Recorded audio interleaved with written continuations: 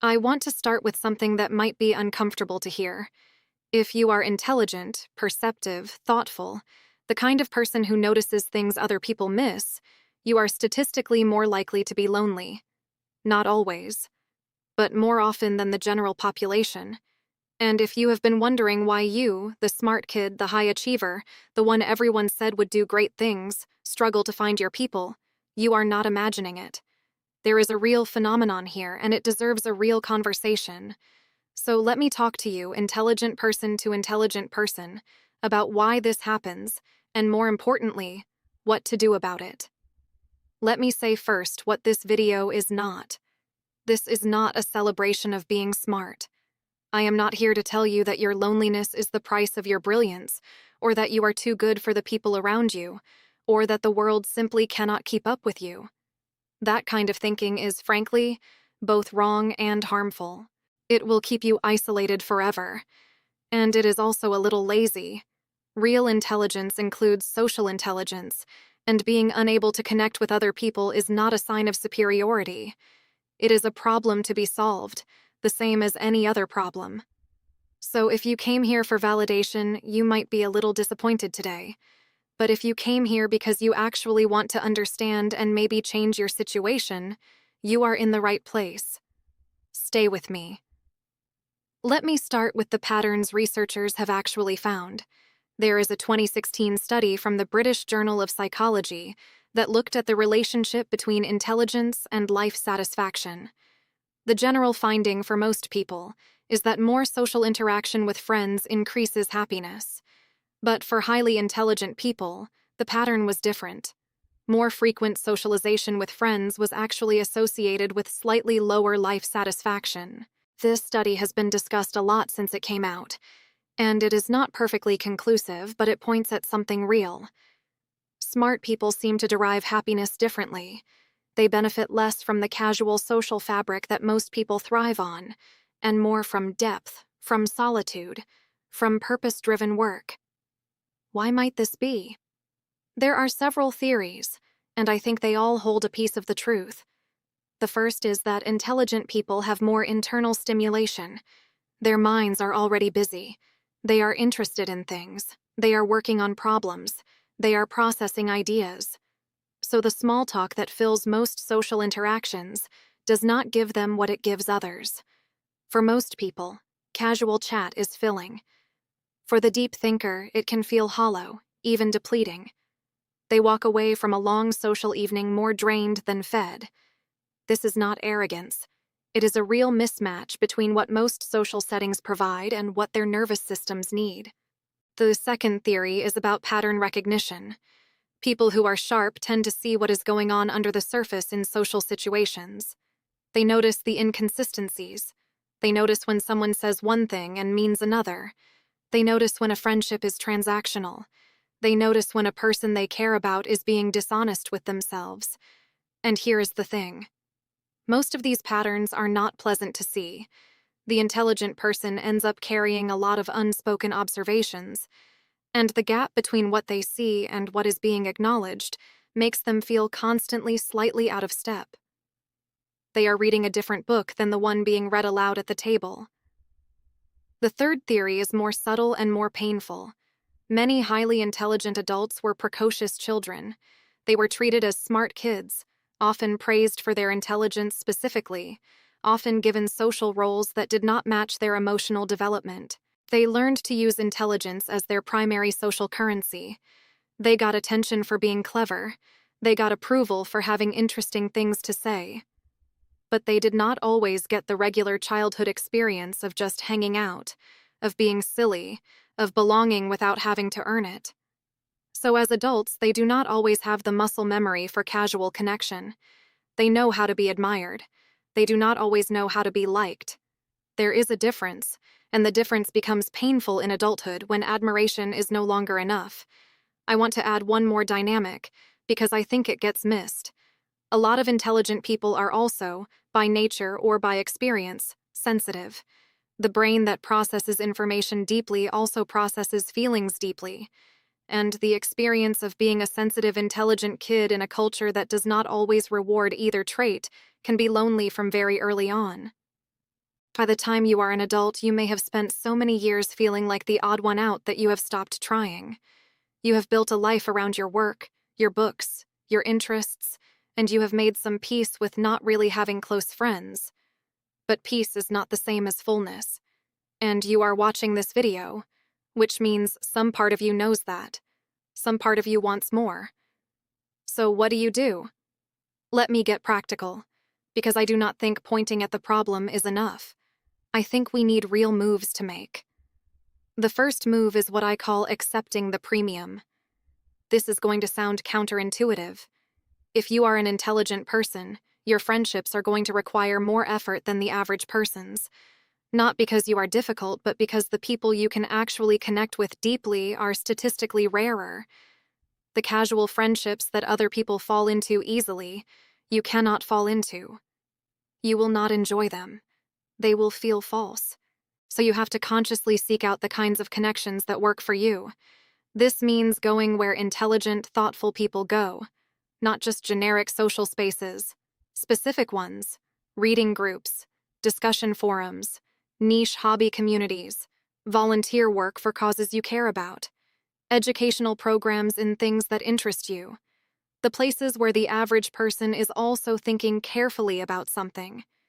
You will find your people more easily there than at a random bar or at a generic networking event. Stop trying to make casual social spaces work.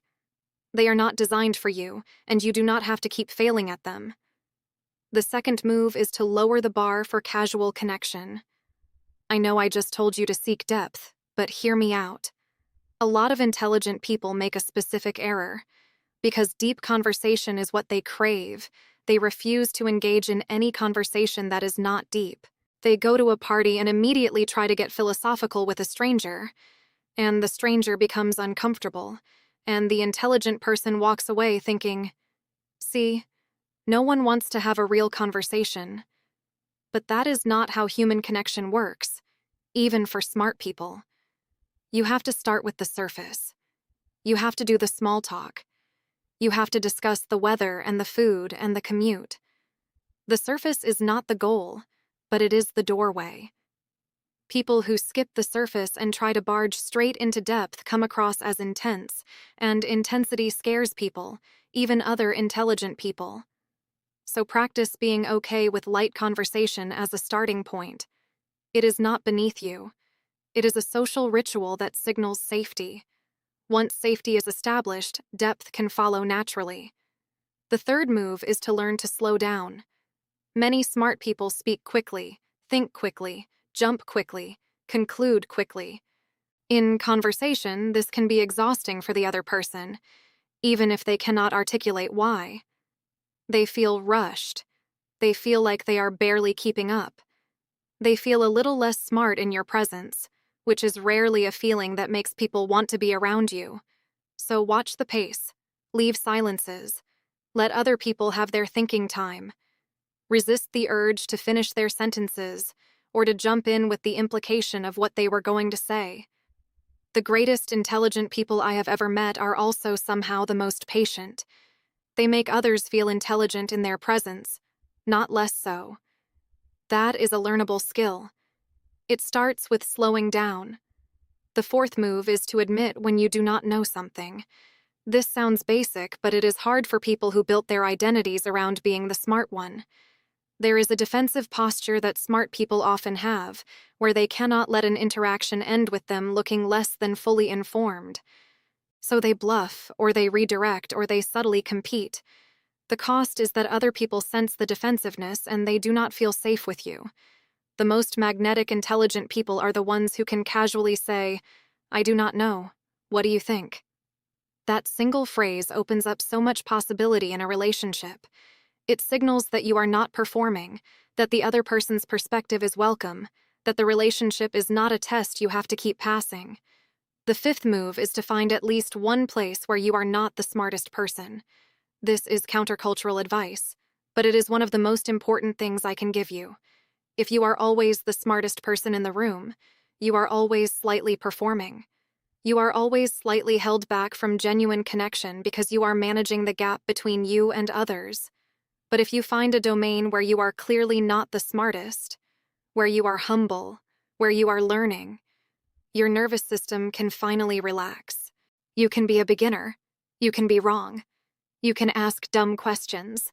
And in that softer, more human space, you can make real friends. So join a group where you are clearly not the expert. Take up a new hobby where you are obviously a beginner. Be in environments that humble you.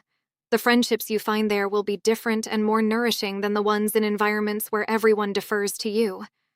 The sixth move is to address the loneliness directly with the people in your life.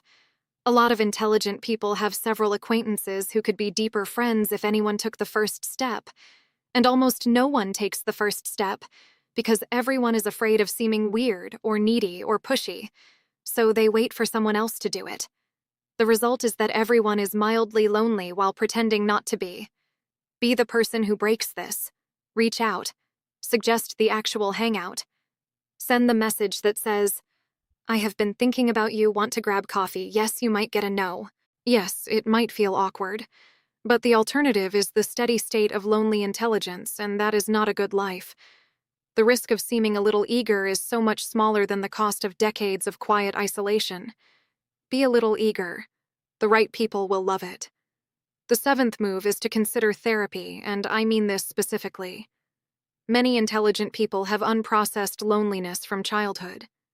They got identified as smart early, and somewhere along the way, the part of them that just wanted to be a kid, that wanted to belong without earning it, got buried. That part is still in there, and it still needs to be acknowledged. A good therapist can help you reconnect with that younger version of yourself, and once that connection happens, your adult relationships often transform. Because the issue was never that you could not connect. The issue was that you had built a personality designed to impress people instead of connecting with them, and impressing people does not produce friendship. I want to add an eighth move that I think is underrated. Stop hiding your interests to fit in. A lot of intelligent people learned early that their genuine interests were too weird, too niche, too intense for normal social settings. So they developed a more palatable version of themselves to bring to parties, to work, to groups. The polished, presentable, neutral version. The version that does not make anyone uncomfortable. And then they wonder why no one ever really knows them. Here is the secret. The thing that makes you weird is the thing that makes you findable. The friends you actually want, the ones who will know you and love you, are the ones who light up when you mention the obscure topic you are obsessed with. They are not the ones who tolerate you. They are the ones who get excited when you start talking about the thing. So let your weirdness show, at least sometimes in the right contexts. The cost of being known is being seen, and being seen sometimes means being seen as strange. That is not a bug. That is the system working. I also want to address something that I think holds many intelligent people back socially: the cynicism. When you have spent years noticing what is wrong with people and patterns, it is easy to slip into a habit of mind where you assume the worst. You assume the new acquaintance has an angle. You assume the friendly coworker is being political. You assume the kind stranger wants something. And sometimes you are right. But mostly, you are not. And the cost of constant low-grade suspicion is that you cannot let people in. Cynicism feels protective, but it is actually a form of self-imprisonment. The intelligent move, ironically, is to be more trusting than is statistically warranted, because the cost of being occasionally wrong about a person is much smaller than the cost of being wrong about everyone. Choose to assume good faith more often than your pattern recognition tells you to. You will be hurt sometimes, and you will also have a real life. There is one more thing I want to add, and it is the one I most want you to remember. The fact that you are intelligent does not exempt you from the basic human work of friendship. Friendship is not a thing that just happens to people who are wired for it. Friendship is a practice. It is showing up. It is remembering birthdays. It is sending the article that made you think of them. It is being present at the funeral. It is taking the call when it is inconvenient. It is the unglamorous, repetitive work of being there over time. A lot of intelligent people skip this work because they think being interesting should be enough. It is not. The most boring person in the world, if they show up consistently, will have more close friends than the most fascinating person who never returns calls. So if you have been wondering why your sparkling intellect has not produced the friendships you wanted, maybe ask yourself a different question. When was the last time you texted someone first? When was the last time you remembered something they told you and followed up? When was the last time you were the one to suggest the plan instead of the one being invited? I want to leave you with one last thought. Intelligence is a wonderful thing, but it is not the only valuable thing. The world is full of brilliant people who are profoundly unhappy because they have built their lives around their gifts and ignored their needs. You are not just a brain. You are an animal, a body, a heart. And animals, bodies, and hearts need other animals, bodies, and hearts. They need to be touched, to be seen, to be present in a room with people who know them. No amount of impressive thinking can substitute for that, and no level of intelligence makes you immune to needing it. The goal is not to be admired. The goal is to be loved, and love is not earned by being smart. It is earned by being known, which requires being vulnerable, which requires letting go of the protective layer that intelligence often builds around us. The smartest thing you will ever do, I promise you, is allow yourself to be known. Not the impressive version, the real version. The one who sometimes does not know what to say. The one who is sometimes scared. The one who sometimes feels lonely watching videos like this one in the middle of the night. That person is the one who deserves to be loved, and that is the person you have to let be visible. If this resonated, please give the video a like. It really does help me reach more people, and there are a lot of intelligent, lonely people out there who need this conversation. If you want more videos like this, ones that look honestly at the patterns we get stuck in and how to actually move through them, please subscribe. I am building this channel slowly, and I would love to have you with me. Take care of yourself this week. Reach out to someone. Take the small risk. Send the text. The friendships you have been waiting for are waiting for you too if you are willing to make the first move. You can do this. I will see you in the next one.